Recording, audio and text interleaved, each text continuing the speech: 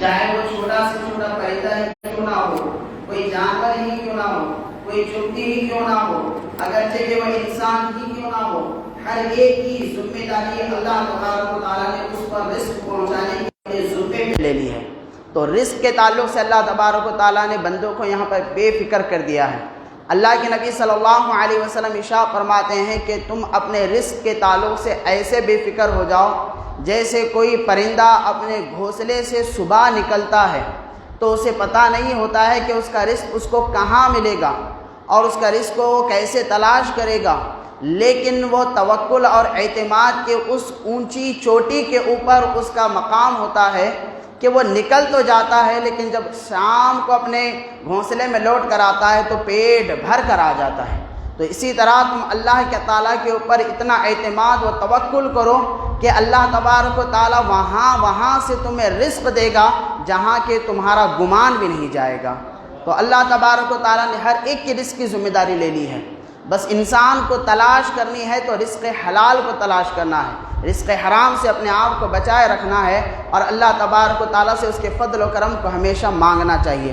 پھر اللہ تبارک و تعالیٰ انسان کی خود غرضی کو بیان کرتا ہے۔ یہاں پر اللہ نے بتایا کہ میں نے تم کو رزق کی ذمہ داری یہ اللہ کے اوپر ہے، اللہ نے تمہارے رزق کی ذمہ داری اٹھا رکھی ہے۔ پھر اللہ یہاں پر انسان کی خود غرضی کو بیان کرتا ہے کہ اللہ تبارک و تعالیٰ جب اپنی رحمت کا مزہ کسی کو چکھاتا ہے اور اپنی رحمت اور اپنا فضل و کرم اور اپنے انعامات کسی پر ڈالتا ہے تو بندہ اسے بڑا فائدہ اٹھاتا ہے، لیکن جب اللہ تبارک و تعالیٰ آزمائش کے لیے اپنی نعمتوں کو بندے سے چھین لیتا ہے تو بندہ مایوس ہو جاتا ہے اور اللہ کی رحمت سے دور ہو جاتا ہے اور اللہ تبارک و تعالیٰ پہ ایل فیل بکنے لگ جاتا ہے۔ ہونا تو چاہیے تھا یہ کہ جو مصیبتیں ڈالی ہیں اللہ نے اس پر اللہ تبارک و تعالیٰ کے لیے صبر کرے، کیونکہ اللہ نے نعمتیں بھی اس کی آزمائش کے لیے دی تھی، نعمتوں کا چھیننا بھی اللہ تعالیٰ نے اس کی آزمائش کے لیے رکھا تھا۔ لیکن جب اللہ تبارک و تعالیٰ اس کے مایوس کن حالات پر اسے نعمتیں پھر سے لوٹا دیتا ہے، اپنا فضل و کرم پھر سے کرتا ہے تو انسان تکبر کرتا ہے، بجائے اللہ کا شکر کرنے کے اپنے آپ کو داد تحسین دیتے ہوئے کہتا ہے یہ جو کچھ میں نے کمایا ہے میرے اپنے محنت کی کمائی کی وجہ سے ہے۔ اللہ پاک فرماتا ہے ایسا نہ، بلکہ جو کچھ بندے کو ملا ہے اور جو کچھ بندے سے چھینا گیا ہے یہ خود تمام کے تمام اعمال بندے کے لیے اللہ تبارک و تعالیٰ کی مرضی سے ہے۔ وَتُعِزُّ مَن تَشَاءُ وَتُذِلُّ مَن تَشَاءُ بِيَدِكَ الْخَيْرُ إِنَّكَ عَلَىٰ كُلِّ شَيْءٍ قَدِيرٌ۔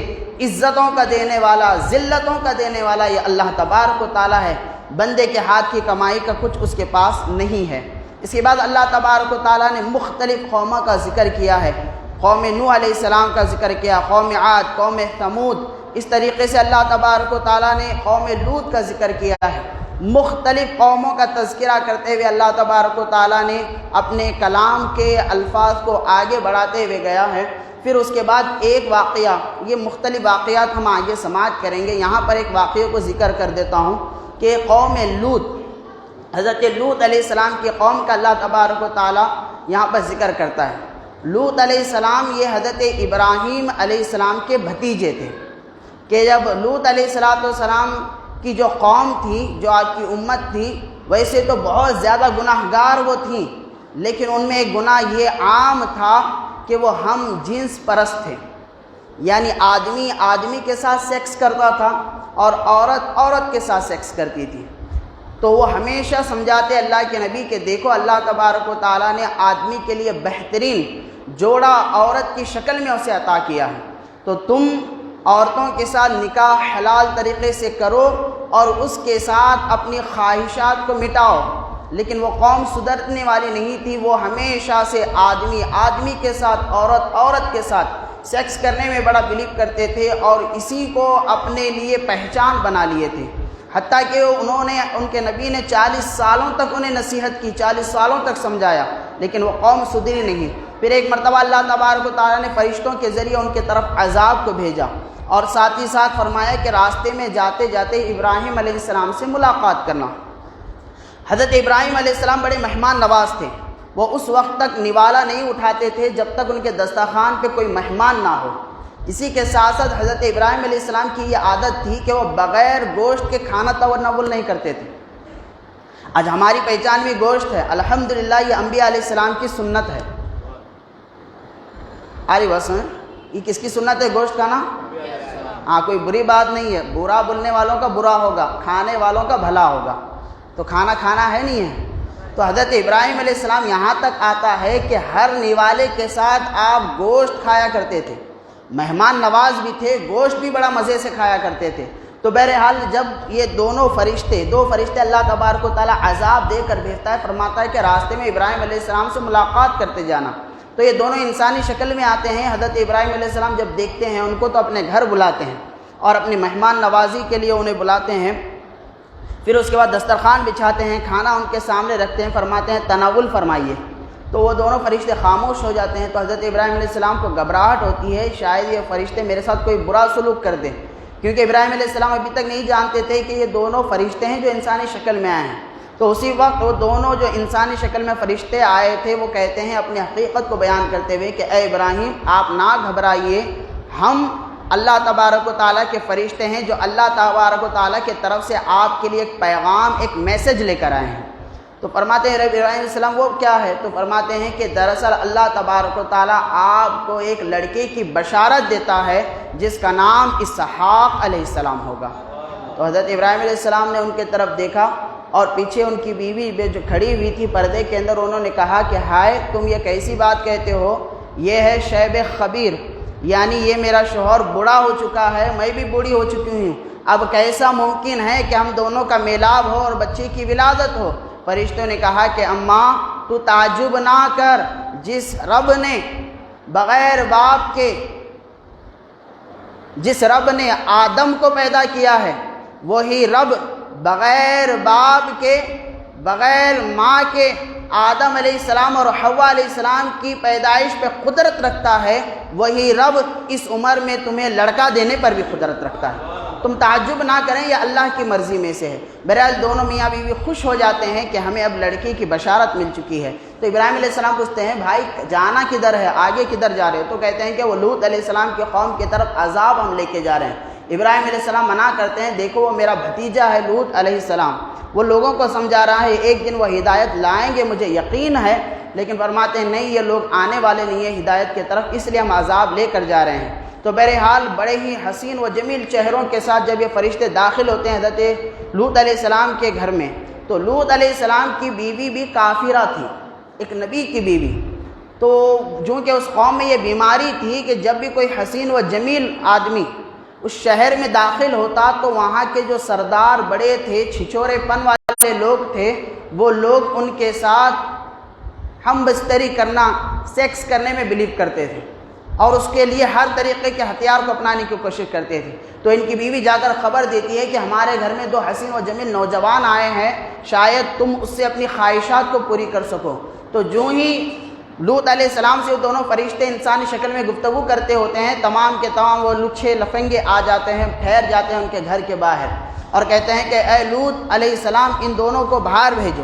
لوط علیہ السلام کہتے ہیں میرے مہمان ہیں، ان کے ساتھ ایسا نہ کرو، اللہ تبارک و تعالیٰ نے تمہارے لیے خواتین رکھی ہے، ان سے نکاح کرو، اپنی خواہشات کو مٹاؤ، یہ جو گناہ ہے یہ گناہ حرام ہے، اس سے بچو، اللہ کی لعنت و عذاب آ سکتا ہے۔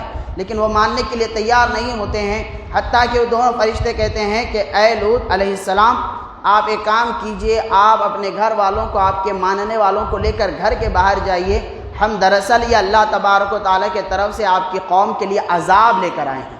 اب اس قوم کو کوئی مہلت ملنے والی نہیں ہے، انہوں نے سب سے بڑا گناہ وہ حرام کام کیے کر اللہ تبارک و تعالیٰ کے قہر کو دعوت دی ہے۔ تو حضرت لوط علیہ السلام کیا کرتے ہیں، اپنے ماننے والوں کو لے کر، اپنے بیٹیوں کو لے کر، اپنے بیوی کو لے کر چل پڑتے ہیں۔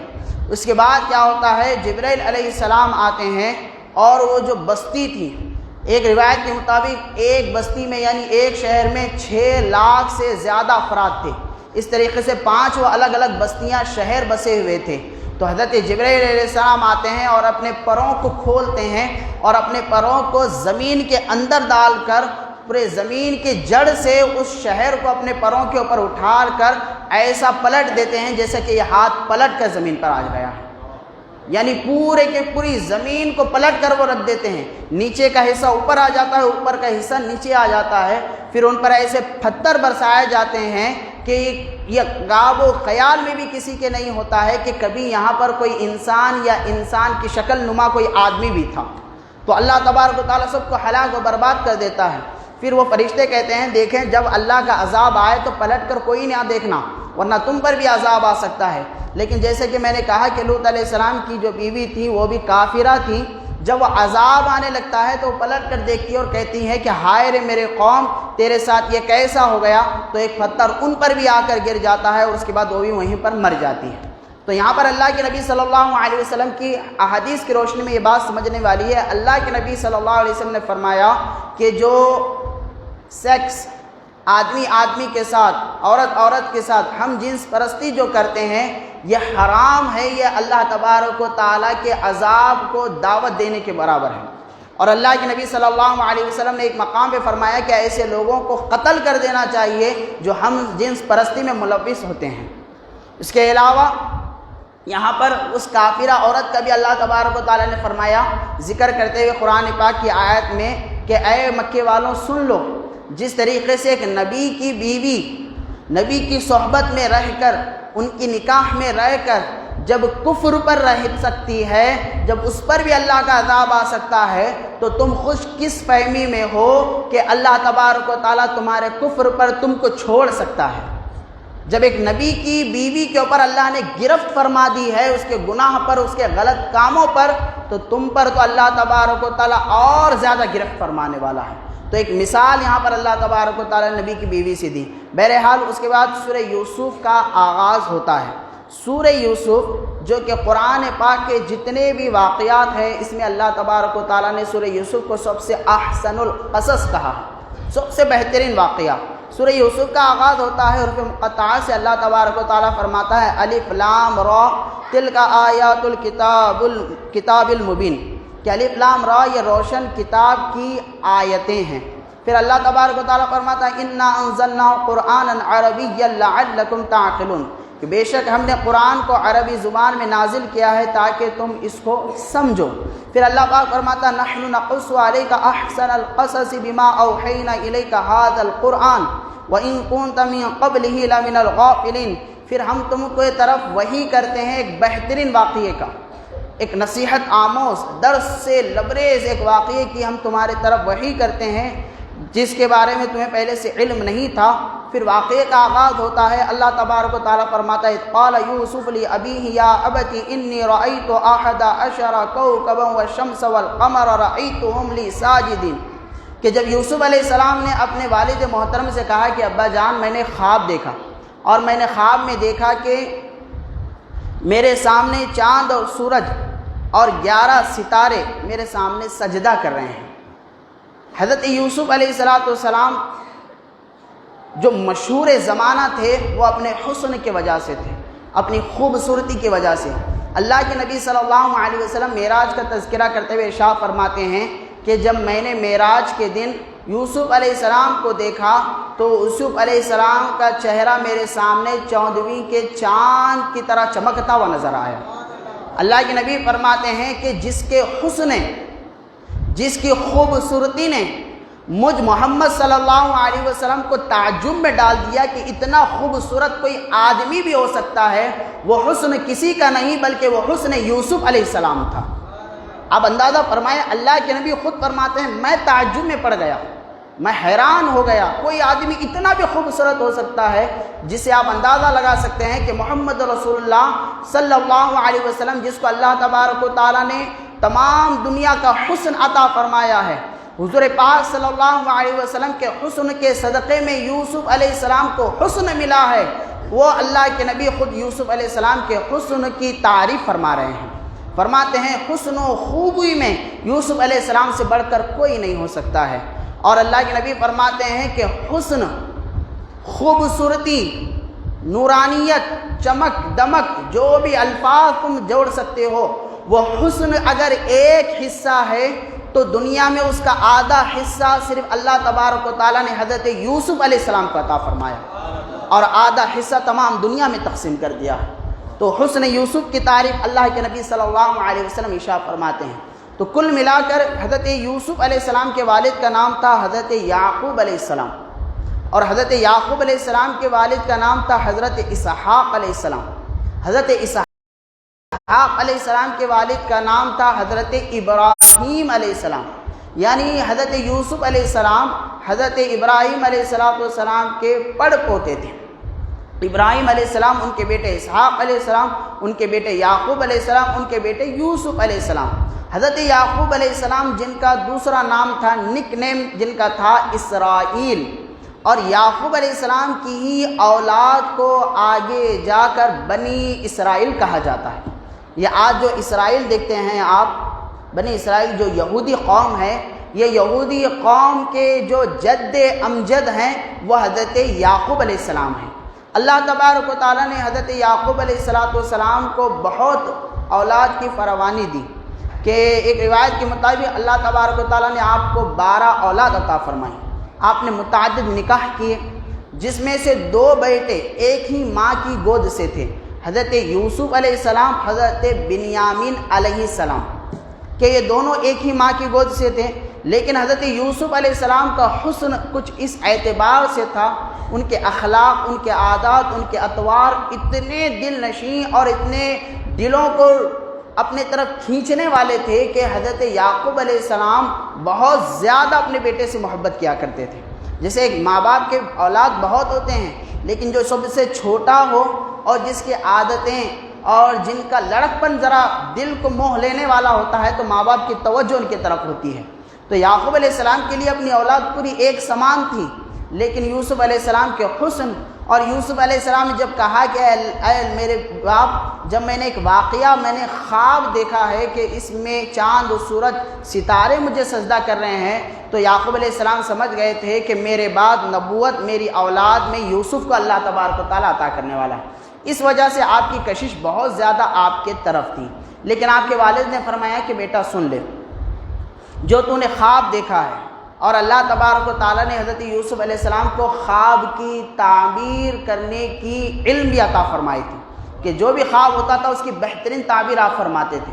فرمایا کہ بیٹا سن لے، زمانہ بڑا خراب ہے، اور اس زمانے میں بھائی بھائی کا بھی دشمن بن سکتا ہے، کیونکہ نعمتیں ایک ایسی چیز ہے کہ ہر انسان اپنے لیے خواہشات ہی خواہشات رکھتا ہے۔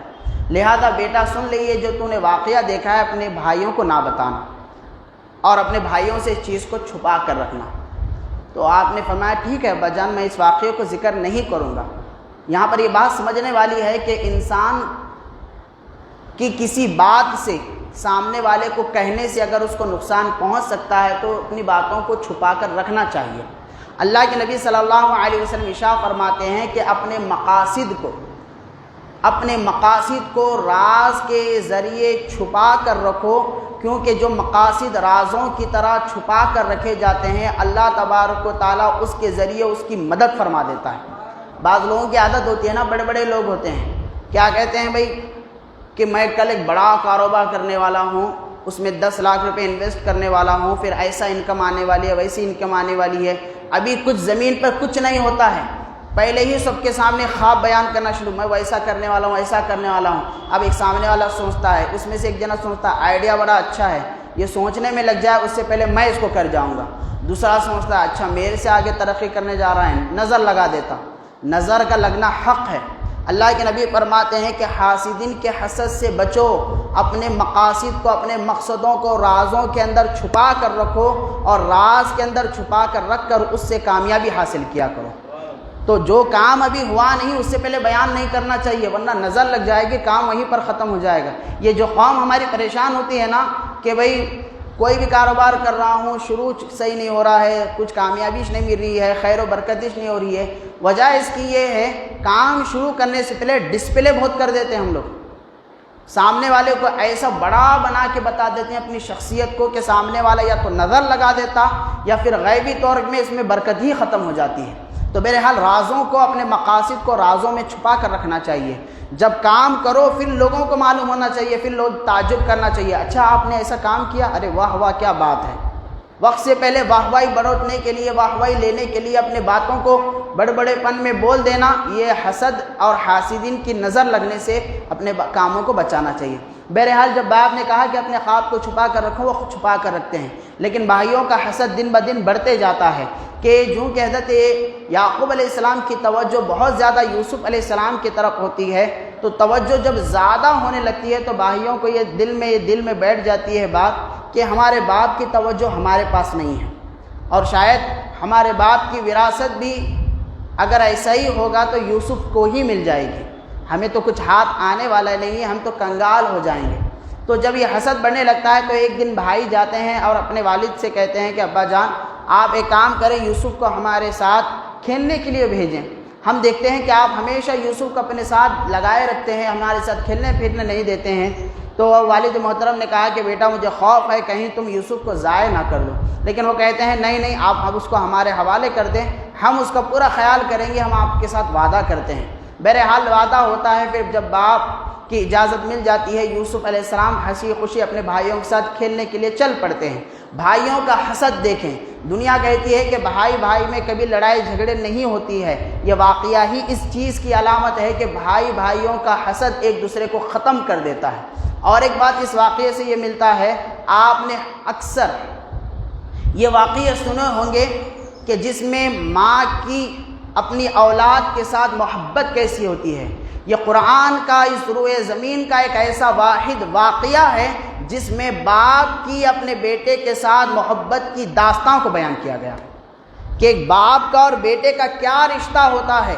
دنیا اس کی اہمیت کو سمجھتی نہیں ہے، پردے کے پیچھے باپ کی جو قربانیاں ہیں اس کو جانتی نہیں ہے، پردے کے پیچھے باپ نے جو اپنے خون کی سینچ کر جو اپنے بیٹے کی تربیت کی ہے اور اپنے پسینے کو نچھوڑ کر جو اپنے اولاد کے لیے کامیابی کے راستے بنائے ہیں، دنیا اس کو جانتی نہیں ہے، لیکن قرآن یہاں پر باپ اور بیٹے کی محبت کی داستان کو اور ان کے درمیان کے رشتوں کو بیان کرتا ہے۔ ایک مرتبہ درود پاک پڑھ لیں، اللہم صلی علی سیدنا مولانا محمد وعلی آلہ وصحبہ افضل صلواتک وعدد معلوماتک وبارک وسلم۔ یہ بیچ کی جو خالی جگہیں بڑے ڈسٹربنس کر رہے ہیں، تھوڑا آپ سامنے آ جائیں۔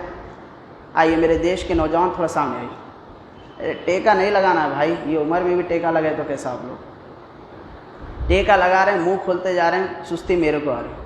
ایک مرتبہ درود پاک پڑھ لیں، اللہم صلی علی سیدنا مولانا محمد وعلی آلہ وصحبہ افضل صلواتک وعدد معلوماتک وبارک وسلم۔ تو بہرحال جب بات ہوتی ہے بچوں کو لے کر، پورے بچے چل جاتے ہیں، 11 کے 11 بھائی چل جاتے ہیں، بنیامین یہیں پہ گھر میں رہتے ہیں۔ جب وہ چلے جاتے ہیں، جانے کے بعد جب کھیل کود میں لگ جاتے ہیں، جیسے ہی باپ کی آنکھوں سے 11 بچے اوجھل ہو جاتے ہیں، دور ہو جاتے ہیں، تو جنگل میں جانے کے بعد جو بڑا بھائی یہودا ہوتا ہے وہ کہتا ہے دیکھو یوسف کو مارنا نہیں ہے، مرڈر اس کا نہیں کرنا ہے، لیکن اپنے آنکھوں سے اس کو دور کرنا ہے، باپ کی نظروں سے اسے دور کرنا ہے۔ تو ہوتا بھی ایسا ہی ہے کہ پورے بھائی مل کر یوسف علیہ السلام کو پہلے مارتے ہیں، بہت مارتے ہیں، تماچے مارتے ہیں، پیروں سے مارتے ہیں، ہاتھوں سے مارتے ہیں، بہت ظلم ان کے پر کرتے ہیں۔ پھر اس کے بعد انہیں پکڑ کر ایک کنویں میں ایک رسی کے ساتھ باندھ کر نیچے چھوڑ دیتے ہیں۔ کنواں جس کا منہ اوپر سے بڑا چھوٹا ہوتا ہے، نیچے بڑا منہ ہوتا ہے، تو کنویں کو جو ہی اندر چھوڑ دیتے ہیں رسی سے باندھ کر۔ جب یوسف علیہ السلام کچھ نیچے چلے جاتے ہیں، نیچے جانے کے ساتھ ہی رسی کو کاٹ دیتے ہیں۔ تو جو ہی یوسف علیہ السلام نیچے کنویں میں آنے لگتے ہیں، فوراً جبرائیل علیہ السلام آسمانوں سے آتے ہیں اور یوسف علیہ السلام کو اپنے پروں پر اٹھا لیتے ہیں۔ روایت میں آتا ہے کہ اس دنیا میں حضرت جبرائیل علیہ السلام 2 وقت بڑی تیزی کے ساتھ تشریف لائے ہیں، بڑی تیزی کے ساتھ تشریف لائے ہیں۔ ایک وقت جب حضرت ابراہیم علیہ السلام اپنے بیٹے حضرت اسماعیل علیہ السلام کو ذبح کر رہے تھے، اس وقت جنتی جانور لے کر، مینڈا لے کر جبرائیل علیہ السلام زمین پہ آئے تھے، اور دوسرا وقت جب یوسف علیہ السلام کو کنویں میں ڈالا جا رہا تھا، اس وقت بھی جبرائیل علیہ السلام بڑی تیزی کے ساتھ اس دنیا پہ تشریف لائے تھے۔ بہرحال اپنے پروں پہ اٹھا لیتے ہیں اور ایک پتھر پہ انہیں بٹھا لیتے ہیں۔ 3 دن 3 رات حضرت یوسف علیہ السلام اس کنویں میں رہتے ہیں۔ جب بھائیوں نے کنویں میں ڈالا تو حضرت یعقوب علیہ السلام نے اپنے بیٹے کے گلے میں ایک تعویذ کے طور پہ ایک قمیص کو ڈال کے بھیجا تھا کہ یہ قمیص تعویذ کے طور پر تمہارے گلے میں ہونی چاہیے۔ وہ قمیص کون سی تھی؟ وہ قمیص حضرت ابراہیم علیہ السلام کی قمیص تھی کہ جب اللہ تبارک و تعالی نے حضرت ابراہیم علیہ السلام کو آگ میں ڈالا گیا تھا تو اللہ کے حکم سے جو آگ آپ پر ٹھنڈی ہوئی تھی، اس وقت جو قمیص تھی آپ کے آنکھ کے اوپر، جسم کے اوپر، وہی قمیص حضرت یعقوب علیہ السلام نے اپنے بیٹے کو بطور تعویذ پہنا کر بھیجی تھی۔ لیکن بیٹے کیا کرتے ہیں، اس قمیص کو کیا کرتے ہیں، ایک بکری کو ذبح کر کر اس پہ خون لگاتے ہیں، لگا کر باپ کے پاس لے کر جاتے ہیں، زار و قطار رونے لگتے ہیں، کہتے ہیں ابا جان بڑا ہی ہمارے اوپر ظلم ہوا، بڑا ہی ہمارے ساتھ گناہ ہو گیا۔ پوچھتے ہیں باپ یعقوب علیہ السلام کیا ہوا؟ فرماتے ہیں کہ ہم نے یوسف کو ضائع کر دیا۔ پوچھتے ہیں کہ کیا ہوا؟ کہتے ہیں کہ یوسف مر گئے، یوسف کا انتقال ہو گیا، اور بدلے میں کیا کرتے ہیں کہ یہ کرتا لیجئے کہ ایک ہم کھیل رہے تھے پورے بھائی مل کر، ایک بھیڑیا آیا اور یوسف کو کھانے لگا، اس دوران یوسف انتقال کر گئے۔ تو جو ہی حضرت یعقوب علیہ السلام اس کرتے کو لیتے ہیں، لے کر اپنے آنکھوں سے لگاتے ہیں، زار و قطار رونے لگتے ہیں اور کہتے ہیں اللہ تو نے مجھ پر یہ کیسی مصیبت ڈالی۔ پھر اپنے اولاد کی طرف دیکھتے ہیں اور کہتے ہیں کہ یہ بھیڑیا کتنا ہوشیار تھا، جس نے پورے یوسف کو تو کھا لیا، لیکن یوسف کے جسم پر جو کرتا تھا اس کو ذرا برابر پھاڑا بھی نہیں۔ تو بیٹے بڑے تعجب، یہ کیا ہو گیا، سب کر لیے یہ نہیں کر لے ہم۔ تو بولتے ہیں بیٹے واقعی میں کیا ہوشیار وہ بھیڑیا تھا، پورے یوسف کو میرے چٹ کر گیا اور اس کے کرتے کو پھاڑا تک نہیں۔ تو یہودا جو بڑا بھائی تھا وہ پورے بھائیوں کو دیکھنے لگتا ہے، کیا رے یہ پلاننگ میں نہیں کرنا تھا تم لوگوں۔ اب پورے بھائی دنگ رہ جاتے ہیں، اب انڈرسٹوڈ یہ بات ہو جاتی ہے، بھائیوں نے غلط کیا ہے، باپ نے اس چیز کو سمجھ لیا ہے۔ جو کہ جس طریقے سے باپ اپنی اولاد کی ہر غلطی پر پردہ ڈالتا ہے، تو یعقوب علیہ السلام بھی اپنی اولاد کی اس چیز پر پردہ ڈال دیتے ہیں، کیونکہ یعقوب علیہ السلام کے سامنے وہ منظر تھا کہ میرا بیٹا کس کس مراحل سے آگے گزرنے والا ہے۔ بہرحال 3 دن 3 رات جب کنویں میں حضرت یوسف علیہ السلام ہوتے ہیں، تو یہاں پر اللہ تبارک و تعالیٰ ان کی طرف الہام کرتا ہے، اور اس مصیبت سے نکلنے اور دیگر تمام باتوں سے اللہ تبارک و تعالیٰ آپ کے دل کو مطمئن کرتا ہے۔ پھر قافلے کا وہاں سے گزر ہوتا ہے، جب پانی کے لیے اس کنویں میں وہ جب اپنے طرف سے برتن ڈالتے ہیں، اس کنویں کا پانی بڑا کھارا تھا، لیکن یوسف علیہ السلام کے قدموں کے برکت سے اللہ اس پانی کو میٹھا بنا دیتا ہے، اس پانی میں شیریں آ جاتی ہے۔ تو جب برتن اس میں ڈالا جاتا ہے، تو حضرت یعقوب علیہ السلام کے بیٹے یوسف علیہ السلام، جبرائیل علیہ السلام انہیں الہام کرتے ہیں کہ آپ اس ڈول کو پکڑ کر اوپر چلے جائیں۔ تو ڈول کو پکڑتے ہیں، یوسف علیہ السلام اوپر آتے ہیں۔ جب یوسف علیہ السلام اوپر آتے ہیں تو منظر ایسا ہوتا ہے جیسا کہ کوئی چاند و ستارہ کسی اندھیری جگہ سے اجالے کی طرف آ رہا ہے، کہ تمام کی آنکھیں دنگ رہ جاتی ہیں، چمک سی آنکھوں میں آ جاتی ہے کہ یہ کون سا حسین و جمیل بچہ ہے۔ 3 مختلف روایتیں آتے ہیں کہ جب کنویں میں یوسف علیہ السلام کو ڈالا گیا تھا، اس وقت ان کی عمر یا تو 12 سال تھی، یا تو 17 سال تھی، یا تو 9 سال تھی۔ 3 روایتیں آتی ہیں، 12، 17 یا 9 سال، مختلف روایتیں آتی ہیں، لیکن ایک روایت جو بہت علماء اکرام بیان فرماتے ہیں وہ یہ کہ اس وقت ان کی عمر 12 سال کی تھی۔ بہرحال جب باہر نکالتے ہیں، قافلے والے انہیں لیتے ہیں، اپنے ساتھ لے جانا چاہتے ہیں، تو فوراً ان کے بھائی روز اس کنویں پر نظر رکھ کے رکھے ہوتے ہیں۔ جو ہی نکالا جاتا ہے، پورے بھائی بھاگ بھاگ کر آ جاتے ہیں، کہتے ہیں کہ سنو، یہ آدمی کو، یہ بچے کو آپ کہاں لے کے جا رہے ہیں؟ وہ کہتے ہیں کہ ہمیں اس کنویں سے بچہ ملا ہے، ہم اس کو بیچیں گے، پیسہ کمائیں گے۔ تو وہ ان کے بھائی کہتے ہیں سنو، یہ ہمارے گھر کا غلام ہے، جو ہمارے گھر میں سستی کاہلی سے کام کرتا تھا، اس لیے اس کو ہم نے بھگا دیا تھا۔ اگر تم خریدنا چاہتے ہو تو ہم کم قیمت میں بیچیں گے، لیکن 20 درہم میں اس کو خرید لو، یہ ہمارا غلام ہے۔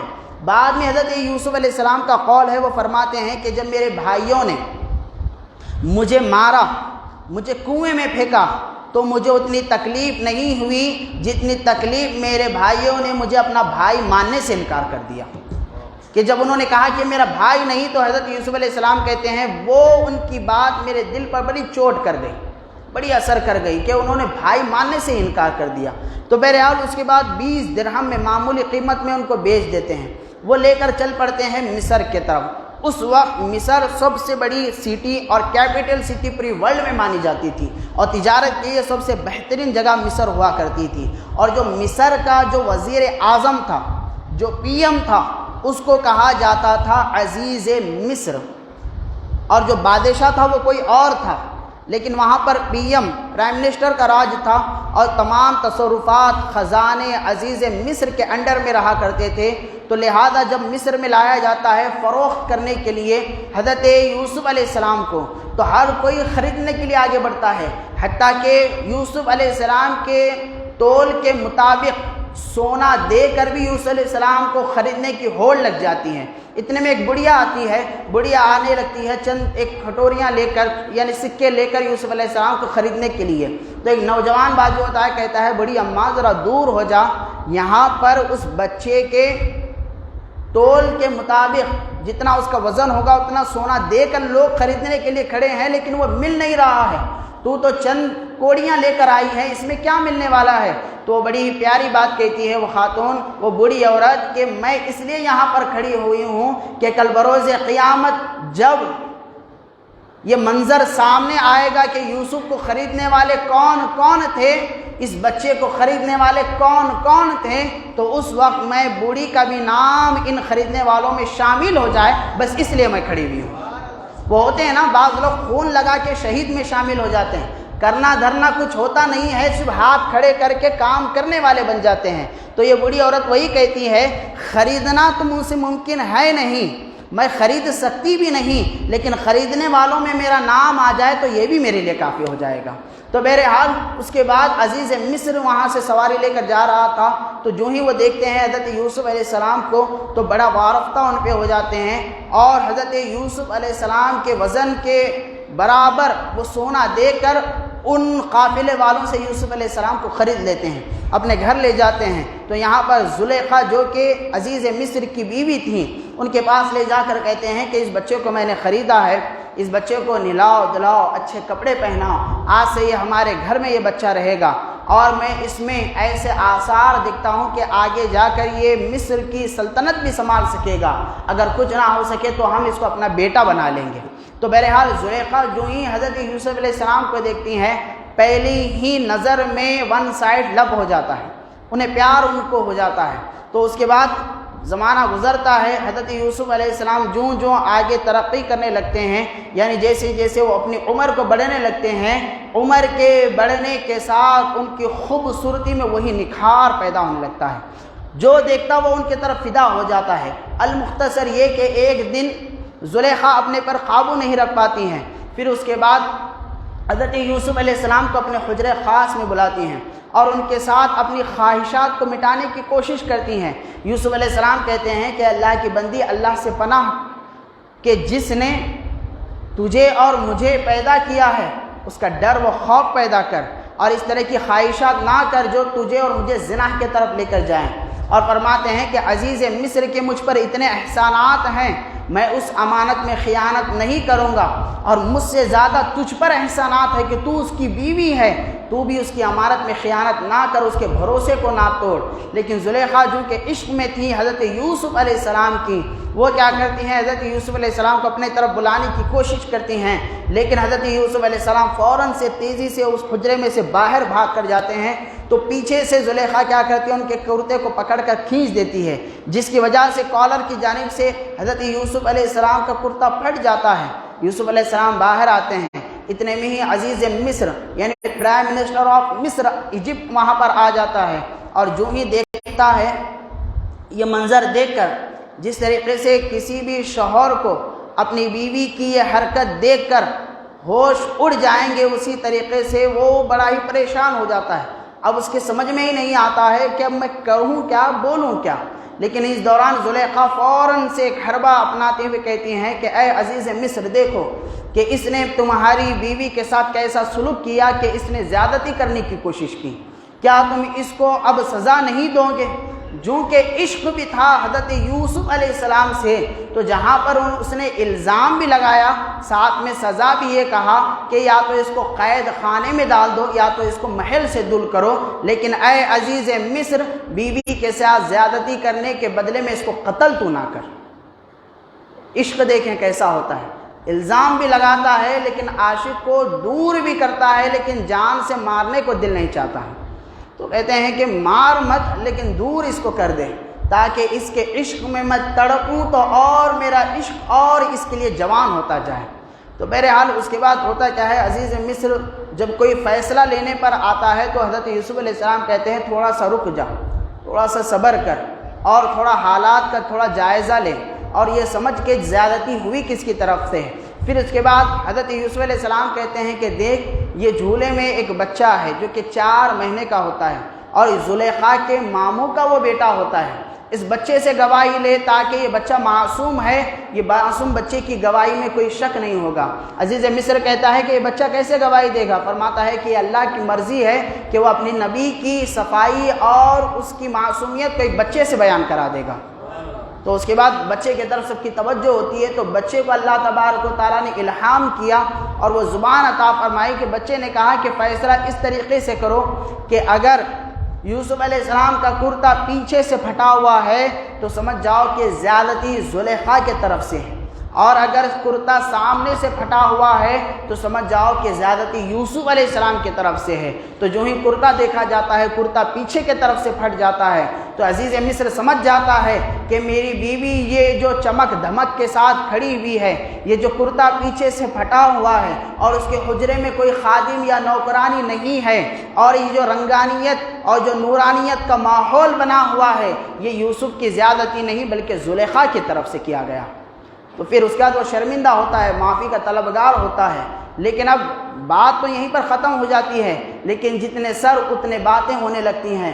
اب یہ باتیں راج محل سے باہر نکل آتی ہیں، اب گلی کوچوں میں یہ باتیں مشہور ہو جاتی ہیں کہ زلیخا عزیز مصر کی بیوی ایک غلام کے اوپر عاشق ہو چکی ہے، اب اس کا عشق ایک غلام کے طرف ہے۔ اب بات چلتے چلتے چلتے عورتوں کے درمیان میں آتی ہے، اور ایک بات ذہن رکھ لیجئے، خبر صبح کے طرف جائے لیکن ایک مرتبہ خبر عورتوں کے درمیان نہ جائے، وہاں پر ایک مرتبہ خبر پہنچ گئی تو ہر میڈیا سے زیادہ وہاں سے جو فیک نیوز پھیلے گی اس کی کوئی حد نہیں ہوتی ہے۔ تو بہرحال اب عورتوں میں جہاں بیٹھے وہاں گفتگو شروع، ارے سنا ہے کہ یوسف کے عشق میں زلیخا گرفتار ہے، ارے پتہ نہیں غلام ہے تو کیا ہے، وہ ہے فلاں ہے فلاں باتیں کرنے لگی۔ اب زلیخا کو یہ معلوم پڑتا ہے کہ یہ میرے تعلق سے ایسی ایسی باتیں بنا رہی ہیں، تو زلیخا فرماتی ہیں یہ نادان ہے، دیکھا کہاں ہے حسن یوسف کو انہوں نے، اگر دیکھ لے جائیں تو زلیخا کا نام اور اس کے عشق کے قصیدے یہ پڑ جائیں گے۔ تو فوراً کیا کرتی ہیں، سب کو دعوت دیتی ہیں، انوائٹ کرتی ہیں، آؤ آؤ، پورے کے پوروں کو دعوت دیتی ہیں، جتنے ان کے تعلق سے گفتگو کرتے ہیں سب کو بلاتی ہیں، ایک مجلس سجاتی ہیں، یوسف علیہ السلام کے پاس جاتی ہیں اور فرماتی ہے کہ جب میں یہ خواتین کو بٹھاؤں ان کے سامنے تمہیں آنا ہے، آ کر چلے جانا ہے۔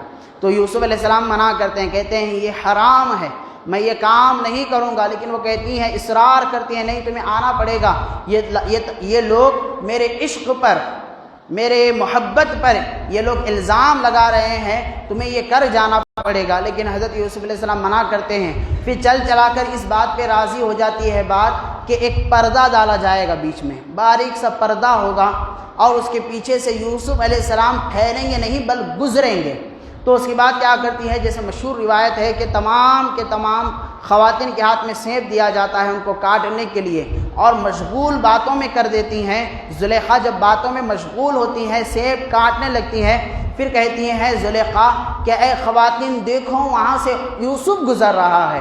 تو جو ہی وہ دیکھتی ہیں کہ یوسف علیہ السلام ایک پردے کے پیچھے سے گزر رہے ہیں، تو پردے کے پیچھے کا حسن یوسف ایسا ان کے آنکھوں کو اپنی طرف توجہ لے جاتا ہے کہ جو سیب کاٹ رہی تھی حسن یوسف میں ڈوب کر اپنی انگلیوں کو بھی کاٹ جاتی ہیں اور انہیں خواب و خیال بھی نہیں رہ جاتا ہے، اتنا عشق میں وہ ڈوب جاتی ہیں۔ تو اس کے بعد وہ وہاں سے چل جاتی ہیں، آگے بڑھ جاتے ہیں، یہاں پر ان کی انگلیاں کٹ جاتی ہیں، لیکن سب زلیخا کو کہتی ہیں ہائے رے زلیخا، تو نے ڈھونڈا تو بھی ایسا عاشق جو فرشتہ نما ہمیں نظر آتا ہے، یقیناً اس کے حسن کے جتنے قصے ہم نے سنے ہیں تمام کے تمام پھیکے ہیں، جو اس کو دیکھ لیا بس یہ اسی کا ہو جائے گا۔ بہرحال پھر یوسف علیہ السلام کو بلایا جاتا ہے۔ اب تمام خواتین مل کر یوسف علیہ السلام کے تعلق سے بری خواہشات رکھتی ہیں۔ اب یوسف علیہ السلام سمجھ جاتے ہیں کہ اس محل میں میرا رہنا بہتر نہیں ہے، ورنہ یہ لوگ مجھے گناہوں کی طرف بلائیں گے۔ تو یوسف علیہ السلام عزیز مصر کی طرف جاتے ہیں اور کہتے ہیں کہ مجھے بہتر ہے کہ تو مجھے قید و بند کی زندگی دے دے، یعنی مجھے تو جیل میں ڈال دے، میں وہیں پر اپنے آپ کو محفوظ پاتا ہوں، بجائے یہ کہ میں ان کے گناہوں میں ملوث ہو جاؤں۔ تو بہرحال انہیں جیل میں اس کے بعد ڈالا جاتا ہے۔ دیکھیں مصیبتوں پہ مصیبتیں کیسے یوسف علیہ السلام کے پیچھے لگی ہوئی ہیں۔ جب جیل میں ڈالا جاتا ہے تو جیل میں جانے کے بعد بھی یوسف علیہ السلام کا مشن یہاں پر رکتا نہیں ہے۔ یوسف علیہ السلام جیل میں جانے کے بعد، چونکہ جیل میں کوئی اچھا شریف آدمی تو آتا نہیں ہے، بدماش، چور، چپٹا، جس نے دنیا کو ستایا ہوگا وہ جیل میں آ جاتا ہے۔ تو جو ہی وہ جیل میں آتا ہے، ایسے بدماشوں کے بیچ میں رہ کر حضرت یوسف علیہ السلام اللہ کے دین کی تبلیغ فرماتے ہیں، اب ان کو واعظ و نصیحت کرتے ہیں، ایک اچھی ہدایت کی طرف انہیں لانے کی کوشش کرنے لگ جاتے ہیں۔ خیر وہ دین کا کام مسلسل چلنے لگتا ہے۔ اسی دوران دو وہاں پر قیدی آتے ہیں، جو کہ مصر کا جو اصل بادشاہ تھا، کنگ تھا، اس کے پاس وہ کام کیا کرتے تھے۔ ایک باورچی تھا، دوسرا شربت پلانے والا تھا۔ تو جب وہ دونوں آتے ہیں، ان کے پر الزام لگا ہوا ہوتا ہے کہ انہوں نے بادشاہ کو زہر دینے کی کوشش کی ہے۔ یہ دونوں ایک دن یوسف علیہ السلام کے پاس آتے ہیں اور آ کر اپنا ایک خواب بیان کرتے ہیں۔ ایک کہتا ہے کہ اے یوسف، میں نے خواب دیکھا ہے کہ 3 انگور کی ڈالیاں ہیں اور میں اس کو نچوڑ کر میں بادشاہ وقت کو پلاتے جا رہا ہوں۔ پھر ایک جنا کہتا ہے کہ میں اپنے سر کے اوپر روٹیوں کی ٹوکری لے کر بیٹھا ہوا ہوں اور روٹیوں کی ٹوکری کو اوپر سے کوے کھاتے جا رہے ہیں۔ یوسف علیہ السلام اس کی تعبیر یہ کرتے ہیں کہ جو تو نے انگور دیکھے ہیں نچوڑ کر جو تو پلا رہا ہے بادشاہ کو، اس کی تعبیر یہ ہے کہ تیری برات کا بہت جلد اعلان ہو جائے گا کہ تو نے بادشاہ کو زہر نہیں دیا ہے۔ پھر دوسرے کے لیے کہتے ہیں کہ جو تو دیکھ رہا ہے کہ کوا تیرے سر پر سے روٹی کو کھا رہا ہے، تیرے لیے پھانسی کی سزا ہوگی، اور جب پھانسی کے بعد تیری لاش کو پھینکا جائے گا، کوے تیری لاش کو نوچ کو کھا لیں گے۔ تو بہرحال جب یہ تعبیر ملتی ہے تو دونوں لوگ کہتے ہیں کہ ہم نے تو ایسے ہی مذاق کیا تھا۔ حضرت یوسف علیہ السلام کہتے ہیں اگرچہ کہ تم نے مذاق کیا تھا، لیکن یہ نبی کے الفاظ ہیں، اللہ تبارک و تعالیٰ میرے الفاظ کے مطابق تمہارے ساتھ ویسے ہی واقعات کو پیش لائے گا۔ تو بہرحال 3-4 دن کے بعد رہائی ہو جاتی ہے دونوں کی، ایک کو پھانسی کی سزا حضرت یوسف علیہ السلام کی تعبیر کے مطابق، اور جو شربت پلانے والا تھا اس کی رہائی ہوتی ہے۔ یوسف علیہ السلام کہتے ہیں کہ دیکھ بھائی، جب تو بادشاہ کے پاس جائے تو میرے تعلق سے اس کے سامنے بات رکھنا کہ میں بے گناہ ہوں، ایسے ایسے حالات بنے جس کی وجہ سے میں یہاں پر آیا ہوا ہوں۔ تو بہرحال جب وہ بات کہتا ہے کہ ٹھیک ہے میں بادشاہ کو تمہارے تعلق سے اطلاع دوں گا، لیکن جو ہی وہ بادشاہ کے دربار میں جاتا ہے وہ اپنی بات کو بھول جاتا ہے۔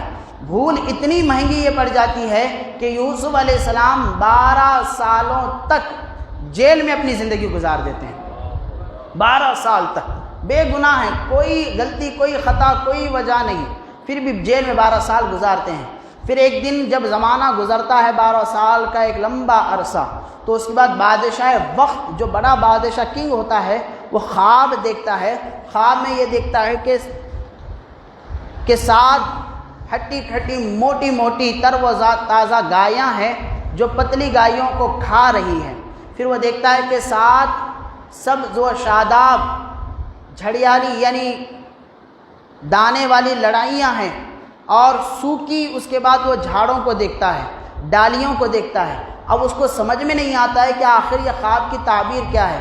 اپنے نجومیوں کو بلاتا ہے، خواب سناتا ہے، کوئی بھی تعبیر نہیں بتاتا ہے۔ تو فوراً اسی وقت جو مشروب، جو شربت پلانے والا تھا بادشاہ کو، وہ فوراً کہتا ہے کہ جہاں پناہ میں ایک آدمی کو جانتا ہوں جو خوابوں کی بہترین تعبیر کرتا ہے، آپ کی اجازت ہو تو میں اس کی خواب کی تعبیر کر کے لاؤں۔ بادشاہ کہتا ہے جاؤ۔ وہ کہتے ہیں کہ وہ قید میں ہیں، تو جاتے ہیں یوسف علیہ السلام کے پاس۔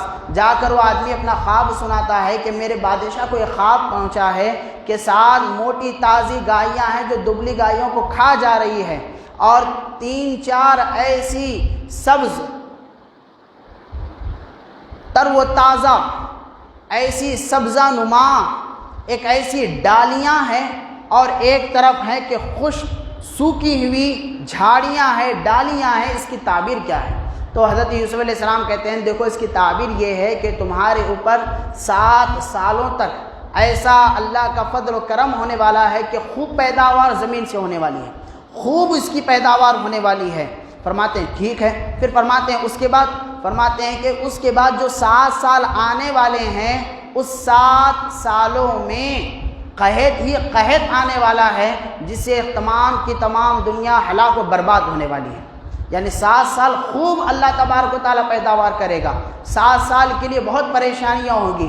فرماتا ہے وہ غلام کہ اب اس سے بچنے کا کیا طریقہ ہے؟ تو حضرت یوسف علیہ السلام فرماتے ہیں کہ ہر چیز کی قیمت ہوتی ہے، میں نے تو بتا دیا کہ وجہ کیا ہے، اگر اب اس کی وجہ کو حل کرنا چاہتے ہو تو مجھے یہاں سے رہا تمہیں کرنا پڑے گا۔ تو وہ جاتا ہے، غلام بادشاہ کو تمام واقعہ سناتا ہے، تو حضرت بادشاہ کیا کہتا ہے کہ جاؤ یوسف علیہ السلام کو رہا کر کے لاؤ، اور اس کے بعد ان سے ہی اس معاملے کا حل ہم معلوم کریں گے۔ تو اس کے بعد وہ جاتا ہے، رہائی کی بات کرتا ہے۔ یوسف علیہ السلام کہتے ہیں ایسے رہائی نہیں ہوگی، بلکہ جو مجھ پر الزامات لگائے گئے ہیں، پہلے زلیخا کو عزیز مصر کو بلایا جائے کنگ کے دربار میں، بادشاہ کے دربار میں، اور اس کی تمام کے تمام جو الزامات مجھ پہ لگائے گئے ہیں اسے رہائی دیا جائے، اس کے بعد ہی میں باہر آؤں گا۔ تو بہرحال عزیز مصر کو بلایا جاتا ہے، خواتین کو بلایا جاتا ہے، یوسف علیہ السلام کے تعلق سے بیان کیا جاتا ہے، کیا یوسف علیہ السلام نے تم پر زیادتی کی؟ تو زلیخا اقرار کرتی ہے نہیں، بلکہ زیادتی میرے طرف سے تھی، یوسف تو پاک دامن طاہر و مطہر ہے، بہت ہی پاک صاف نیک سیرت نوک صورت والا ہے، اس کی طرف سے کوئی زیادتی نہیں، میرے طرف سے ہے۔ جب برات کا اظہار ہوتا ہے تو یوسف علیہ السلام قید سے آتے ہیں، بادشاہ کے دربار میں آتے ہیں، بادشاہ پوچھتا ہے کہ اب اس کا حل کیا ہے؟ تو اس زمانے تک اڑت یا گودام کا کوئی سسٹم نہیں تھا اناج کو جمع کرنے کا۔ یہ یوسف علیہ السلام کی دین ہے اس دنیا میں کہ انہوں نے اناج کو گوداموں میں جمع کرنے کا سسٹم سب سے پہلے لایا تھا۔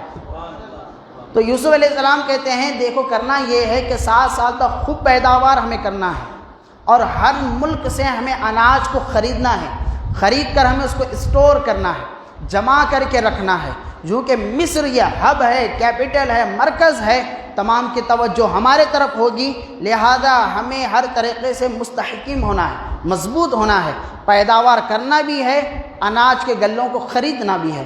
بہرحال اس کے بعد اسٹور کر کے رکھنا ہے۔ جب 7 سال گزر جائیں گے تو اسی اناج کو گوداموں میں سے نکال کر ہم فروخت کریں گے اور مخلوق کا فائدہ ہم کریں گے۔ تو بہرحال بات یہ طے ہوتی ہے۔ اب یہاں پر بادشاہ آپ کی اس بات سے اتنا متاثر ہوتا ہے کہ فوراً وہ عزیز مصر جو زلیخا کا شوہر تھا اس کو معزول کر دیتا ہے، کرسی سے نیچے اتار دیتا ہے، اور حضرت یوسف علیہ السلام کو تمام مصر کا عزیز بنا دیتا ہے، یعنی مصر کا پرائم منسٹر انہیں بنا دیتا ہے، اور کہتا ہے اتنی بہترین تعبیر اور اتنی بہترین آپ کی سوچ بوجھ ہے، اس سے تو ہمارے مصر کا بھلا ہوگا، آئیے آپ پرائم منسٹر کی کرسی پر آپ بیٹھ جائیں۔ پھر تمام خزانوں کے تصرفات حضرت یوسف علیہ السلام کے ہاتھ میں دیتا ہے، آپ جیسا چاہیں فیصلہ کریں، میں بادشاہ بھی آپ کے تابع ہو جاؤں گا۔ یہاں پر ایک بات جو بتاتے ہیں مفسرین کرام وہ یہ کہ یوسف علیہ السلام نے خود اپنے آپ کو پیش کیا تھا کہ میں یہ کام کر سکتا ہوں، یعنی مجھ میں یہ صلاحیت ہے کہ میں اس کام کو یعنی اسٹور کرنا، گودام بنانا، اناج کو جمع کرنا، یہ پلاننگ میرے پاس ہے، اس لیے میں کر سکتا ہوں۔ تو یہاں پر مفسرین کرام بیان فرماتے ہیں اگر کسی شعبے میں یا کسی کام میں یا کسی اجتماعی معاملات میں اس کو بہتر کرنے کی صلاحیت کسی کے اندر ہوتی ہے تو وہ اپنے آپ کو پیش کرنا چاہیے، اور اپنے آپ کو یہ پیش کرنا کہ میں باصلاحیت ہوں، یہ فلاں میں کام کر سکتا ہوں، یہ غرور کی علامت نہیں بلکہ یہ سنت یوسف علیہ السلام ہے کہ اللہ نے اگر کسی کو صلاحیتیں دی ہیں، قابلیت دی ہے، علم و ہنر دیا ہے، اگر وہ کسی کام کو بہتر کر سکتا ہے تو اسے چاہیے کہ وہ خود آگے بڑھے اور کہے کہ یہ فلاں کام میں کر سکتا ہوں، یہ اللہ اور اللہ کے رسول کے نزدیک بڑا مستحسن عمل ہے۔ بہرحال یوسف علیہ السلام اب اس کام میں لگ جاتے ہیں، 7 سالوں تک خوب پیداوار ہوتی ہے، اناج کو خریدا جاتا ہے، اسٹور کیا جاتا ہے۔ جب 7 سال اس کے بعد گزر جاتے ہیں، اسی دوران زلیخا بھی یوسف علیہ السلام کے پاس آتی ہیں، تو یوسف علیہ السلام سے جب زلیخا ملاقات ہوتی ہیں تو بادشاہ وقت یوسف علیہ السلام کے اور زلیخا کی آپس میں نکاح کر دیتا ہے۔ پھر زلیخا سے یوسف علیہ السلام فرماتے ہیں کیا یہ نکاح کا طریقہ آسان نہیں تھا کہ تو نے اس سے پہلے میرے ساتھ وہ زیادتیاں کی؟ تو وہ کہتی ہیں کہ بات دراصل یہ ہے کہ جو عزیز مصر تھا، توجہ دے، عزیز مصر جو تھا وہ ہمیشہ اپنے کاموں میں مشغول رہا کرتا تھا، ہمیشہ اپنی سلطنت میں ڈوبا ہوا ہوتا تھا، اور وہ مجھے زیادہ وقت نہیں دیتا تھا، جو کہ وہ میرا شوہر تھا، شوہر ہو کر وہ مجھے وقت نہیں دیتا تھا، اس وجہ سے میری محبت گھر کے باہر لوگوں کو تلاش کرنے لگی۔ مصروفیات سب کے ساتھ ہے، مصروفیات زندگی بھر لگی ہوئی ہے، کمانا دمانا زندگی بھر لگا ہوا ہے، لیکن اپنی بیوی کو وقت دینا بھی اتنا ضروری ہے۔ بعد میں یہ نہ بتائیں کہ بیوی میری بے وفا نکلی۔ یہ یوسف علیہ السلام کے واقعے سے نصیحت ملتی ہے۔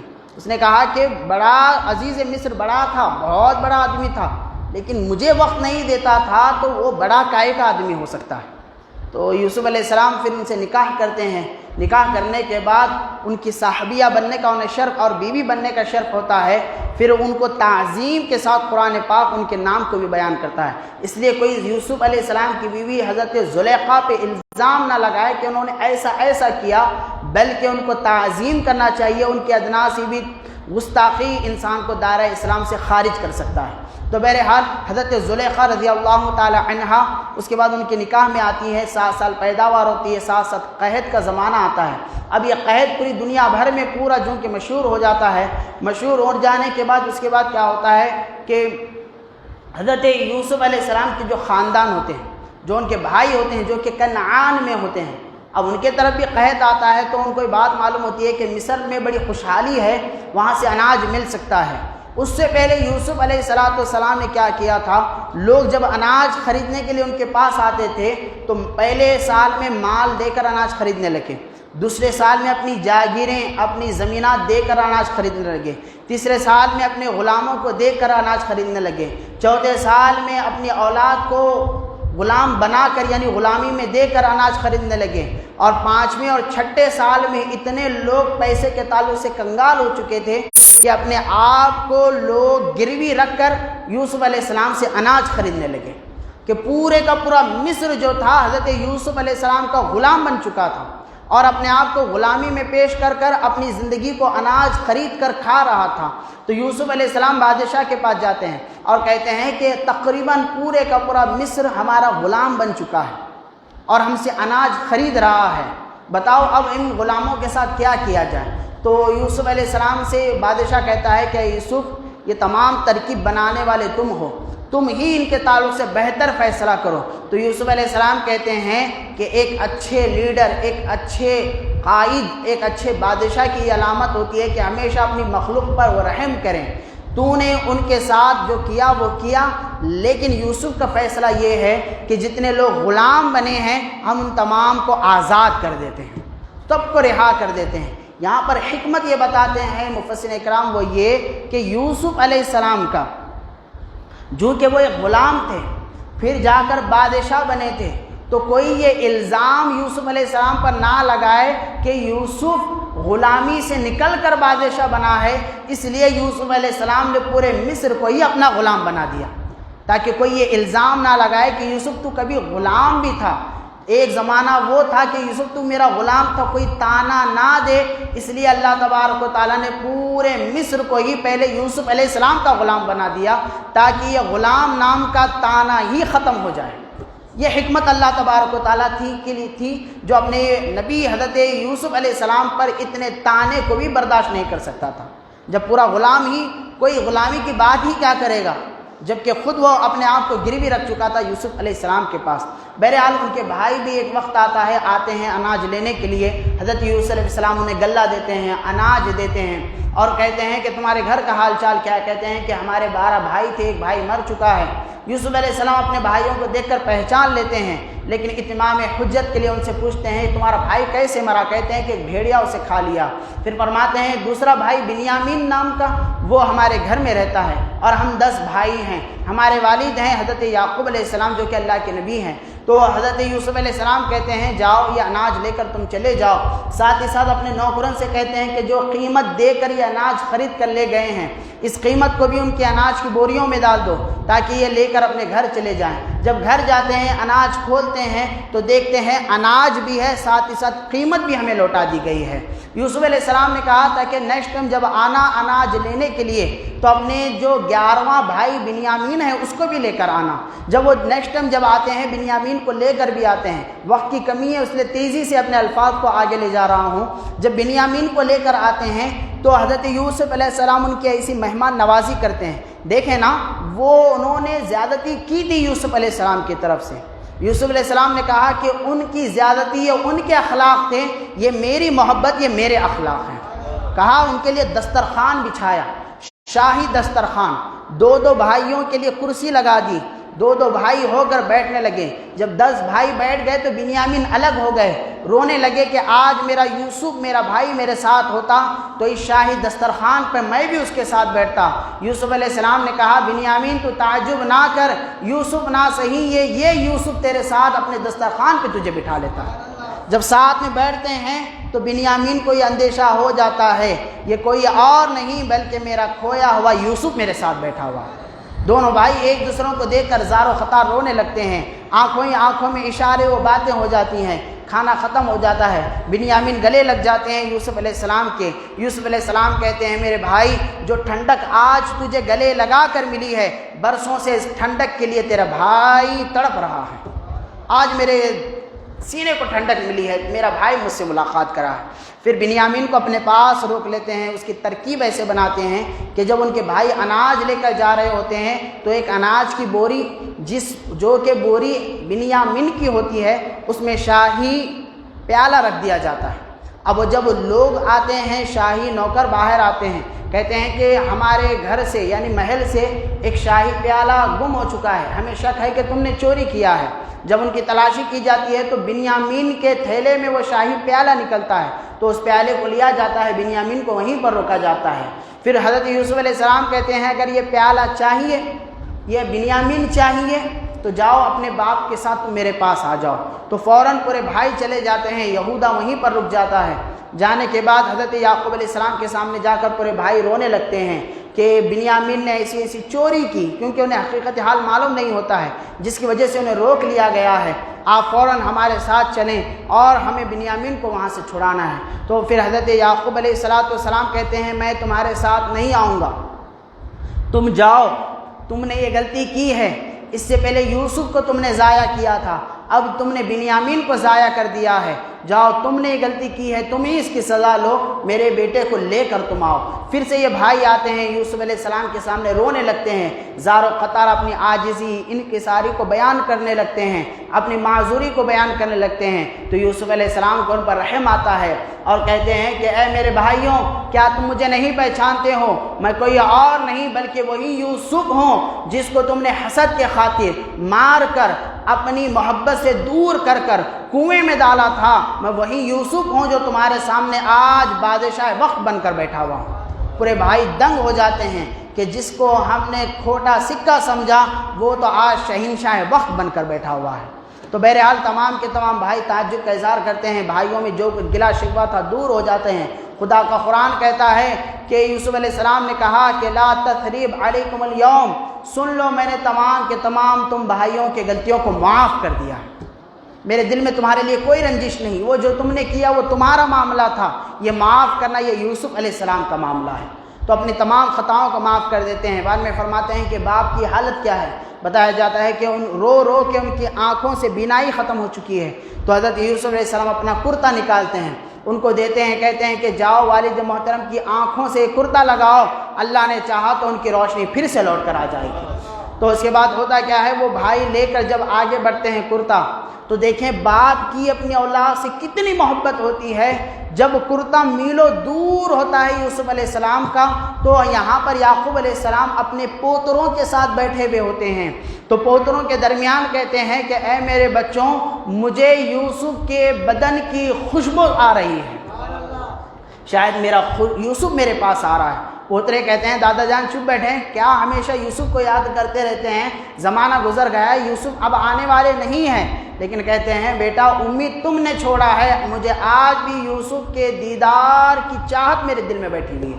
تو بہرحال وہ کرتا لایا جاتا ہے, یعقوب علیہ السلام کی آنکھوں سے لگایا جاتا ہے, انہیں روشنی آ جاتی ہے. پھر انہیں حقیقت حال بتایا جاتا ہے کہ یوسف تو مصر کا پرائم منسٹر بنا ہوا ہے, حاکم بنا ہوا ہے، تو تمام اب یہاں سے پورا خاندان حضرت یوسف علیہ السلام سے ملنے کے لیے چلتا ہے۔ روایت میں آتا ہے کہ 72 یا 73 افراد کا وہ خاندان، جس میں یعقوب علیہ السلام کے بیٹے، ان کے بہو، ان کی بیویاں اور ان کے پوترے پوتیاں پورے کے پورے چل پڑتے ہیں ملاقات کے لیے۔ جب بھرے دربار کے قریب یعنی حدود مصر میں جو داخل ہوتے ہیں، دربار میں جانے سے پہلے تو حضرت یوسف علیہ السلام والہانہ ان کا استقبال کرتا ہے۔ ایسا استقبال کہ دنیا نے کبھی آنکھوں نے ایسا استقبال کسی کا دیکھا نہیں ہوگا۔ جب یعقوب علیہ السلام اپنے بیٹے یوسف علیہ السلام کو دیکھتے ہیں تو تڑپ کر جاتے ہیں، گلے مل کر ایسے زار و خطا رونے لگتے ہیں، اتنا رونے لگتے ہیں کہ بیچ میں جبرائیل آ کر کہتے ہیں یعقوب تھوڑا سا دلاسا رکھو، یوسف کا دیدار کرنے تو دو، اس منظر کو دیکھنے کے لیے آسمان سے فرشتے بھی آج زمین پر آ چکے ہیں۔ یہ جو باپ بیٹے کی جو ملاقات ہے، تھوڑا اس میں دلاسا رکھو، حسن یوسف کو دیکھنے دو، فرشتے بھی آج زمین پر یہ ملاقات کو دیکھنے کے لیے آئے ہیں۔ بہرحال باپ بیٹے دونوں جب اندر جاتے ہیں، یوسف علیہ السلام اپنی کرسی پر بیٹھتے ہیں تو یہاں پر حضرت یوسف علیہ السلام کے سامنے ان کے بھائی 11 بھائی اور ان کی والد اور والد محترم یعقوب علیہ السلام اور ان کی بیوی پوری کی پوری حضرت یوسف علیہ السلام کے جاہ و جلال کو دیکھ کر ان کے سامنے سجدہ کرتے ہیں۔ پھر حضرت یعقوب علیہ السلام جب سجدہ کرتے ہیں اپنے بیٹوں کے ساتھ، یوسف علیہ السلام کہتے ہیں والد یہی وہ میرا واقعہ ہے جو میں نے بچپن میں دیکھا تھا کہ 11 ستارے یعنی میرے بھائی میرے سامنے سجدہ کر رہے ہیں، چاند و سورج یعنی میرے والد اور والدہ میرے سامنے یہ سجدہ کر رہے ہیں۔ یہ وہی خواب تھا جو میں نے بچپن میں دیکھی، اللہ نے اس عمر میں لا کر اس خواب کو میرے لیے مکمل کر دیا۔ اس کے بعد کم و بیش 23 یا 24 سال یا ایک روایت میں آتا ہے 40 سال تک حضرت یعقوب علیہ السلام یوسف علیہ السلام کے ساتھ مصر میں رہتے ہیں۔ بعد میں ان کا انتقال ہو جاتا ہے۔ وہ وصیت کرتے ہیں کہ بیٹا میرے انتقال کے بعد میرے جنازے کو، میری تدفین کو تو ملک شام یعنی میرے والد محترم کے ساتھ، یعقوب علیہ السلام کے والد جو کہ اسحاق علیہ السلام تھے انہی کے ساتھ میری تدفین کرنا، تو وہیں پر ملک شام بیت المقدس میں ان کی تدفین ہوتی ہے۔ اس کے بعد 23 سال اپنے والد کے انتقال کے بعد حضرت یوسف علیہ السلام مصر کے عزیز اور حاکم بنتے ہوتے ہیں۔ پھر 23 سال کے بعد حضرت یوسف علیہ السلام کا انتقال ہو جاتا ہے۔ جب حضرت یوسف علیہ السلام کا انتقال ہو جاتا ہے تو لوگوں میں آپس میں جھگڑا شروع ہوتا ہے۔ ہر کوئی چاہ رہا تھا کہ ان کو میں اپنے پاس دفن کر لوں، یعنی ان کی تدفین کا کام میں کروں اور ہمارے قبیلے میں ہو، ہمارے علاقے میں ہو، ہمارے ملک میں ہو، کیونکہ ہر کسی کو معلوم تھا کہ یوسف علیہ السلام وہ ہیں کہ جب تک زندہ تھے پتھر کے اوپر ہاتھ رکھتے تو وہ سونا بن جاتا تھا، اور جس ملک میں اور جس قبیلے میں جس گھرانے میں ان کی میت ہوگی وہ پورے کا پورا گھرانہ، ملک، شہر سب وہ شاداب ہو جائے گا، اس لیے ہر کوئی اپنے پاس رکھنے کی انہیں چاہت رکھتا ہے۔ لیکن بعد میں مشورہ یہ ہوتا ہے کہ دریائے نیل میں سنگ مرمر کے تابوت میں آپ کو رکھ کر دریائے نیل کے اندر آپ کو دفن کر دیا جائے گا، تاکہ دریائے نیل کا پانی جب جب حضرت یوسف علیہ السلام کے مزار کو لگ کر جہاں جہاں پانی جائے گا وہاں وہاں اللہ کے نبی کی برکت بھی شامل ہوتی جائے گی۔ دیکھیں اللہ کے نبی کی مزار کی برکت کیا ہے کہ ان کے مزار سے لگنے والا پانی میں بھی اللہ برکت دے دیتا ہے۔ جب اللہ کے نبی کے مزار کی یہ برکت ہے تو اللہ کے نبی کی شان و عظمت کیا ہوگی۔ جب ایک نبی یوسف علیہ السلام کا مقام یہ ہے تو خاتم الانبیاء، تاجدار انبیاء، امام الانبیاء، سردار انبیاء، امام الانبیاء محمد رسول اللہ کی شان و عظمت کیا ہوگی۔ تو بہرحال اس کے بعد طے یہ ہوتا ہے وہیں پر ان کی تدفین ہوتی ہے۔ بعض روایات میں آتا ہے کہ ایک مرتبہ حضرت موسیٰ علیہ السلام یہاں سے گزرتے ہیں۔ موسیٰ علیہ السلام جب گزرتے ہیں تو اللہ کے نبی صلی اللہ علیہ وسلم کی طرف اللہ تبارک و تعالیٰ یہ الہام کرتا ہے کہ اے موسیٰ، جب اس دریا نیل کے پاس سے آپ گزریں تو اس دریا نیل میں یوسف علیہ السلام کی مزار ہے، آپ اس کو دریا نیل سے کھود کر نکالیں اور اپنے ساتھ لے کر بیت المقدس چلے جائیں۔ یہ 400 سال کے بعد کا واقعہ ہے۔ تو موسیٰ علیہ السلام نے کہا ہے اللہ تبارک و تعالیٰ یہ کیسے ممکن ہوگا، میں تو جانتا بھی نہیں ہوں کہ یوسف علیہ السلام کی مزار کہاں ہے۔ اللہ پاک فرماتا ہے یہ کوشش کرنا آپ کا کام ہے، آپ تلاش کریں آپ کو مل جائے گی۔ جب بات چیت تلاش کی شروع ہوتی ہے تو ایک بڑھیا کا پتہ ملتا ہے کہ ایک فلاں بڑھیا ہے جس کو یہ علم ہے کہ یوسف علیہ السلام کی مزار دریا نیل کے ایگزیکٹلی کس مقام پر انہیں دفن کیا گیا۔ جب موسیٰ علیہ السلام اس دریا سے معلوم کرنے کے لیے بڑھیا کے پاس پہنچتے ہیں، بڑھیا سے کہتے ہیں کہ بڑھیا تجھے کیا معلوم ہے یوسف علیہ السلام کی مزار کہاں ہے؟ بڑھیا کہتی ہے جی ہاں مجھے معلوم ہے وہ کہاں ہے۔ موسیٰ علیہ السلام بڑے خوش ہوتے ہیں، آپس میں مبارکبادیاں دیتے ہیں، کہتے ہیں چل چل فوراً ہمیں وہ مزار بتا دے۔ تو وہ کہتی ہیں کہ ہر چیز کی قیمت ہوتی ہے، یہ تو مزار یوسف کی بات ہے، اس کی بھی اپنی قیمت ہوگی۔ موسیٰ علیہ السلام فرماتے ہیں ٹھیک ہے جو قیمت ہے میں دے دوں گا۔ تو موسیٰ علیہ السلام کے سامنے بڑے لائٹلی بڑھیا کہتی ہے کہ اس کی قیمت یہ ہے کہ میں جنت میں موسیٰ علیہ السلام کی پڑوسن بننا چاہتی ہوں۔ تو موسیٰ علیہ السلام کہتے ہیں اماں پیسے مانگنا ہے مانگ لے، جنت مانگنا ہے جنت مانگ لے، نبی کا پڑوسی بننے کی خواہش تو کر رہی ہے، نبی کا مقام جنت میں سب سے اونچا ہوگا، نیچے نہیں ڈائریکٹ اوپر آنا چاہتی ہے۔ کہتی ہے بڑھیا دیکھ بھائی ہوگا تو اتنے پہ ہی راضی میں ہوں گی، اس سے نیچے پر میں نہیں آؤں گی، کیونکہ بعض لوگوں کی خواہش ہوتی ہے نا، لیکن یہ خواہش بڑی پیاری خواہش تھی، ورنہ بعض لوگ وہ ہوتے ہیں جو نازیبا طریقے سے یا غلط طریقے سے بہت زیادہ ایسی ویسی خواہشات کرتے ہیں۔ جیسے ایک لطیفہ آ رہا ہے، مختصر وقت میں بات ختم کروں گا، کہ ایک آدمی ہوتا ہے نوجوان ہوتا ہے جس کی ابھی تک شادی نہیں ہوئی ہوتی ہے، تو ایسے ہی دینی جلسوں میں اکثر بیٹھا کرتا تھا۔ ایک مولانا نے بڑا زبردست خطاب کیا کہ اگر اپنے گھروں کی اصلاح چاہتے ہو تو گھروں میں پڑھی لکھی بیوی کو لایا کرو، بالخصوص ایسی بیوی جو کہ دینی تعلیم یافتہ ہو۔ بیان اتنا اثر انداز تھا، نوجوان کے دل پر اثر کر جاتا ہے۔ گھر میں چونکہ شادی کی باتیں ظاہر ہو رہی تھی تو اس نے خواہش ظاہر کی کہ میں نکاح کروں گا تو ایک عالمہ سے کروں گا، ایک عالمہ لڑکی سے میں نکاح کروں گا۔ ماں باپ بھی بڑے خوش ہوتے ہیں کہ آج کے زمانے میں، ماڈرن زمانے میں عالمہ بچی بہت اچھی بات ہے۔ تو بہرحال ایک عالمہ بچی کی تلاش ہوتی ہے، نکاح ہوتا ہے، 4 جمعگیاں ختم ہوتے ہیں، 5ویں جمعگی لگتے ہی عالمہ بچی کہتی ہے دیکھیے جی میں آپ کے گھر میں رہوں گی نہیں، میرے لیے الگ سے مکان بنا کر مجھے باہر رکھیے، کیونکہ شرعی طور سے آپ کے ماں باپ کی خدمت کرنا میرے اوپر نہیں ہے۔ اب ان سر کو ہاتھ پکڑ لاتا، آئیں عالم والے تو گھر بنتا وہ لے، انہوں تو گھر اڑانے کے اوپر بیٹھے ہوئے ہیں۔ میں بولتا ایسا کیسا؟ بولتے جاؤ جا کے مسئلہ پوچھ کے ہو۔ تو مفتی صاحب کے پاس آتے ہیں، مفتی صاحب کے پاس آ کر بولتے ہیں کہ میری بیوی یہ کہتی ہے کہ میرے ماں باپ کی خدمت اس پر نہیں ہے، میری خدمت بھی نہیں ہے، یہاں تک کہ میرے بچوں کو دودھ بھی پلانے کی خدمت اس پر نہیں ہے۔ حقیقت ایسی ہی ہے، حقیقت ایسی ہی ہے کہ اگر دودھ بھی پلانا ہوگا تو مجھے اجرت دینا پڑے گا، کیا یہ صحیح ہے؟ تو عالم صاحب کہتے ہیں لڈو کھا لیا نا بیٹا، 4 جمعہ کیا ہو گئے؟ ہاں ہو گئے، بالکل صحیح ہے سچ ہے۔ میں عالمہ کر لیا، عالمہ کر لیے تو ایسا ایسا، ارے بیٹا عالمات سب نکالتے ہیں مسئلے۔ تو انہوں بولتے ہیں اب حل کیا کریں؟ بولتے ہیں جو مقرر صاحب کی بات سن کر تو نکاح کر لیا نا، انہی کے پاس چلے جاؤ بولتے ہیں۔ تو اب فی الحال وہ مقرر صاحب کو ڈھونڈتے ڈھونڈتے وہ چلے جاتے ہیں، مقرر صاحب کے سامنے مسئلہ بیان کر دیتے ہیں کہ میری بیوی کہتی ہے کہ الگ سے مکان بنا کر گھر سے الگ رہنے کی وہ بات کہتی ہے، میری خواہش میرے ماں باپ کے ساتھ رہنے کی ہے۔ تو عالم صاحب بولتے ہیں کہ ایسے کو تیسا، سوال کا سوال، اینٹ کا جواب اینٹ سے۔ بات دراصل یہ تو جا کے اپنی بیوی کے سامنے یہ بات کہے جو میں کہہ رہا ہوں۔ تو عالم صاحب وہ جو بات کہتے ہیں بیوی کے سامنے جاتا ہوں، جانے کے بعد کہتا ہے کہ بڑی خوشی کی بات ہے تیرے لیے۔ وہ بولتے ہیں کیا؟ بولتے ہیں کہ میں نے زمین بھی خرید لی ہے اور ایک اس پر مکان کی تعمیر کا کام بھی میں نے شروع کر دیا۔ بیوی بڑی خوش ہو جاتی ہے، اللہ تمہیں اچھا رکھے، اللہ تمہیں جزائے خیر دے، اللہ آپ کو دارین کی دولت دے، آپ نے میری خواہش کو پوری کر لی۔ بولتا ہے خیر آگے کی بات بھی سن، گھر تیرے لیے بنا لیا ہے، تجھے باہر رکھوں گا، ساتھ ہی ساتھ سن لے میں دوسری نکاح کر کر ایک نئی بیوی کو گھر میں لانے والا ہوں۔ ہوش اڑ جاتے ہیں اس کے۔ بولتی کہ میرے اندر کوئی نقص ہے کیا؟ میرے اندر عیب ہے کیا؟ میرے اندر خرابی ہے؟ بولتا ہے نہیں کوئی خرابی نہیں، بس میری خواہش ہے۔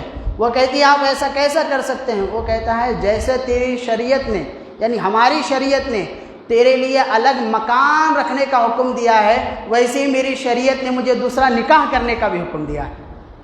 جیسے تیرے لیے اجازت ویسے میرے لیے اجازت، میں رکھوں گا تجھے باہر، اندر لاؤں گا دوسری کو۔ جو یہ بات سنتی ہے کہتی ہے نہیں نہیں ایسا تم نہیں کر سکتے۔ وہ کہتے ہیں جیسا تو کر رہی ہے مکان باہر بنانے کی بات، ویسے ہی میں کہہ رہا ہوں دوسرا نکاح کی بات۔ نہ تیرے اندر کوئی خرابی ہے نہ میرے اندر خرابی ہے، تیری خواہش تو کر، میری خواہش میں پوری کروں گی۔ تو وہ کہتی ہیں اگر میں گھر باہر بنانے کی ضد چھوڑ دوں تو وہ کہتا ہے میں دوسری شادی کرنے کی بھی ضد چھوڑ دوں گا۔ وہ کہتی ہے کہ میں یہیں پر رہنا چاہتی ہوں، وہ کہتا ہے میں دوسری لانا ہی نہیں چاہتا ہوں۔ تو بہرحال ایسے کو ویسا ہاں۔ تو یہ جو بیویاں ہوتی ہیں ٹیڑھی پھسلی کی ہوتی ہیں، ہمیشہ ان کی باتیں سننا نہیں چاہیے۔ شادی شدہ لوگ ہمیشہ نہیں سننا چاہیے۔ یہ الگ بات ہے، کہنے کے لیے بات اچھی ہوتی ہے، بولنے والا بھی سنتا ہے، سننے والے بھی سن لیتے ہیں۔ تو بہرحال بعض لوگوں کی خواہشات ایسی ایسی ہوتی ہیں۔ تو بوڑھی نے بھی خواہش کی کہ میری خواہش یہ ہے کہ موسیٰ علیہ السلام کی میں پڑوسن بنوں۔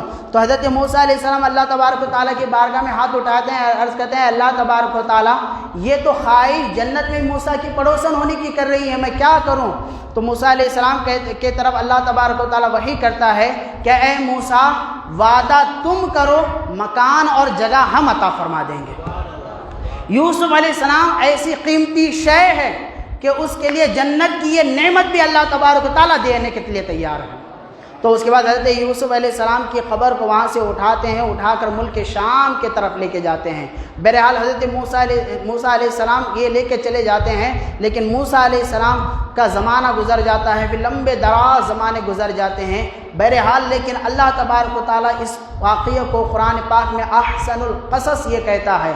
آپ دیکھیں اس واقعے میں بہت ساری عبرتیں، بہت ساری نصیحتیں ہیں۔ اگر وقت بتانے کے لیے گنجائش ہوتا تو واللہ عصر اور مغرب تراویح تک آ جاتی، اس میں نصیحتیں ختم نہیں ہوتی، اتنی نصیحتیں اللہ نے اس میں رکھی ہے۔ لیکن ایک کم الفاظ میں ایک بات میں بتاتا ہوا اپنی بات کو ختم کروں، وہ یہ کہ اس واقعے میں ایک نصیحت ہمیں ملتی ہے، وہ یہ کہ اللہ تبارک و تعالیٰ نے انسان کے لیے دو راستے رکھے ہیں، ایک آسانی والے ایک مشکلات والے، اور ان دو راستوں پر چلنے کا صرف ایک طریقہ بتایا ہے، وہ یہ کہ انسان اپنے عمل کو زندگی کے کرتے جائے اور جب مصیبتیں آئے تو صبر کرتا جائے، لیکن انسان کبھی بھی رزلٹ اور نتیجہ اپنے من کے مطابق نہ مانگا کرے، اپنے زندگی کا عمل کرتے جائے، صبر کرتے جائے۔ یوسف علیہ السلام نے دیکھیے آپ حسن کے اعتبار سے لازوال تھے اور آپ کا عمل بھی نبوت کے اعتبار سے تھا،